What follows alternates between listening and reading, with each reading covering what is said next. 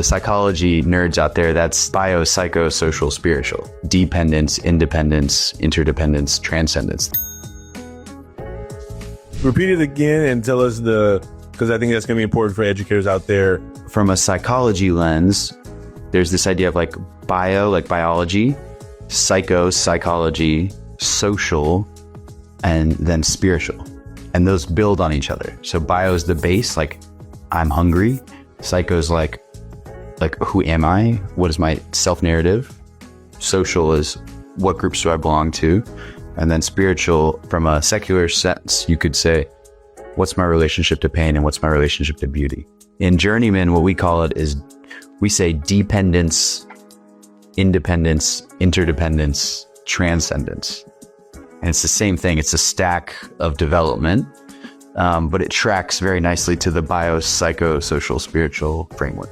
Like we should have just had the whole show talking about that. Middle schoolers are really at that dependence to independence transition. And that's the rites of passage. We're really focusing on that. And then we carry them through, I belong to a group. I have a set of values that are bigger than just me. But they're hyper focused on who am I in the world. And I think that's so critical to like where students fall off in terms of when they show up to school. Like as a former teacher, educator in classroom, a former administrator when I'm dealing with discipline and those kind of things.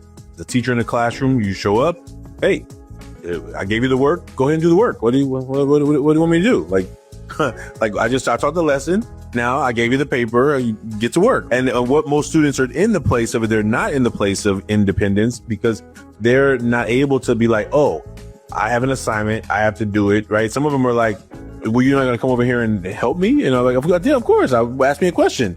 You know what I'm saying? Like, you got to get it started. Like, I'm trying to meet you where you are. I can't go all the way to where you are and start from the beginning because I don't know what the beginning is 1 + 1, right? And helping them be able to say, okay, you know what? I know this, but right here's where I get stuck.